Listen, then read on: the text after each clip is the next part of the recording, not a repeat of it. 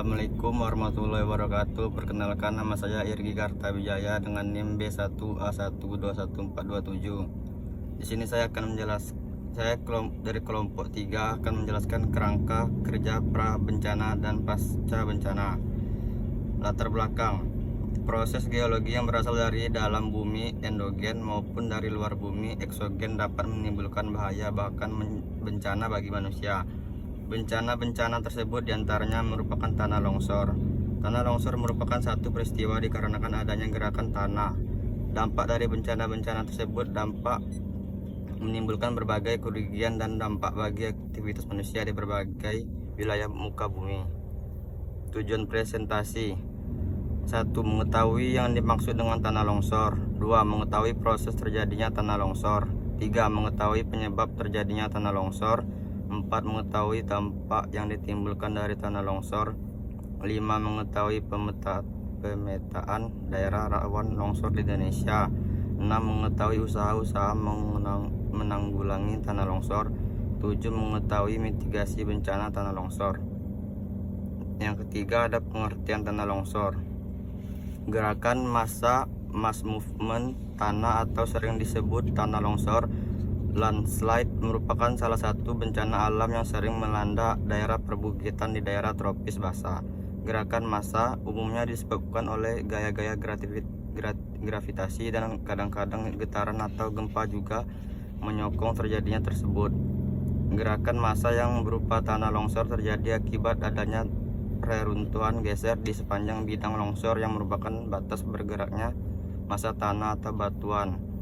Ardiatmo 2006. Gerakan tanah adalah proses perpindahan suatu massa bantuan atau tanah akibat gaya gravitasi. Gerakan tanah seringkali disebut sebagai longsoran dari massa tanah atau bantuan dan secara umum diartikan sebagai suatu gerakan tanah dan atau bantuan dari tempat asalnya karena pengaruh gaya berat. Jenis-jenis tanah longsor. Gerakan massa mass movement merupakan gerakan massa tanah yang besar di sepanjang bidang longsor kritisnya. Gerakan massa ini bergerak ke bawah material membentuk lereng berupa tanah, batu, timbunan, buatan atau campuran dari material lain. Menurut Cruden dan Farnes 1992 dalam Heri Hardiatmo, karakteristik gerakan massa berbentuk lereng dapat dibagi menjadi 5 macam, antara lain: 1. Jatuhan, fals. 2. Robohan. 3. Assalamualaikum warahmatullahi wabarakatuh. Nama saya Dara Adila, NIM B1A1211487 dari kelompok 3 akan mempresentasikan hasil dari kelompok kami yang berjudul Kerangka Kerja Pra Bencana dan Pasca Bencana dalam Kasus Tanah Longsor. Jenis-jenis gerakan massa itu ada flow, ada topple, ada slump, dan ada slide, ada creep, dan ada fall. Dampak yang ditimbulkan dari tanah longsor. 1. Dampak positif. A. Ketika terjadi bencana seperti tanah longsor, ini bisa meningkatkan kesadaran diri supaya tidak terjadi lagi penebangan hutan dan memperluas lahan. B. Meningkatkan kepedulian terhadap korban bencana dan kepedulian terhadap sesamanya secara umum. C. Menjadikan sikap waspada dan siaga bagi masyarakat yang tinggal di daerah yang rawan terhadap tanah longsor. D. Bisa menjadikan motivasi dan penelitian oleh para ahli geologi apa yang bisa menyebabkan tanah longsor terjadi. Dampak negatif. A. Mengakibatkan rumah-rumah masyarakat yang tinggal di daerah tanah longsor kehilangan tempat tinggal. B. Mengakibatkan jatuhnya korban jiwa. C. Memutus jalur transportasi ketika tanah longsor menimbun jalanan utama. D. Mengakibatkan perekonomian tersendat di daerah yang terjadi tanah longsor. E. Kerugian bagi negara karena infrastruktur yang tertimbun oleh tanah longsor.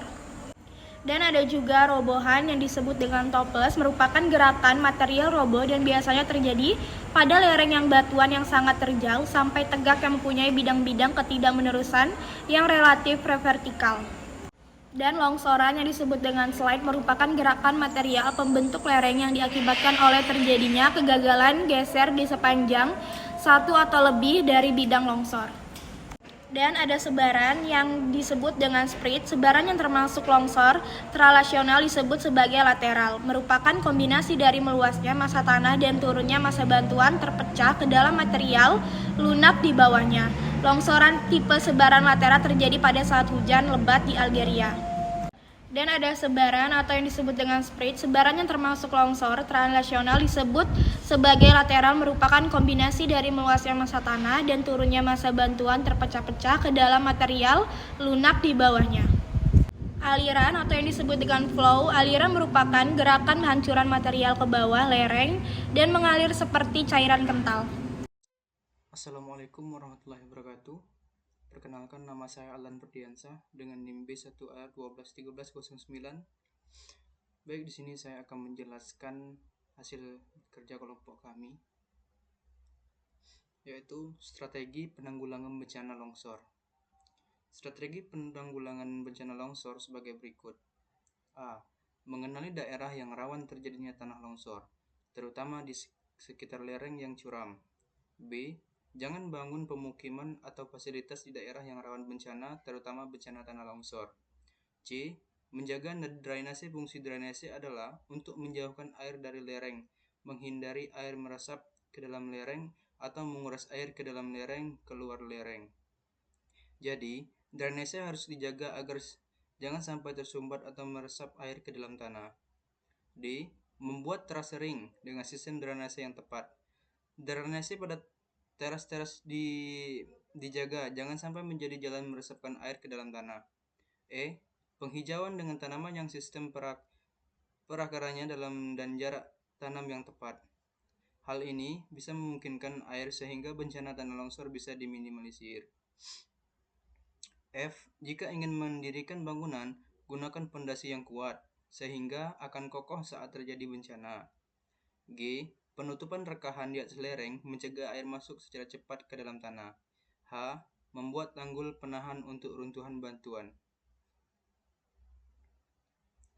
Selanjutnya, kesimpulan.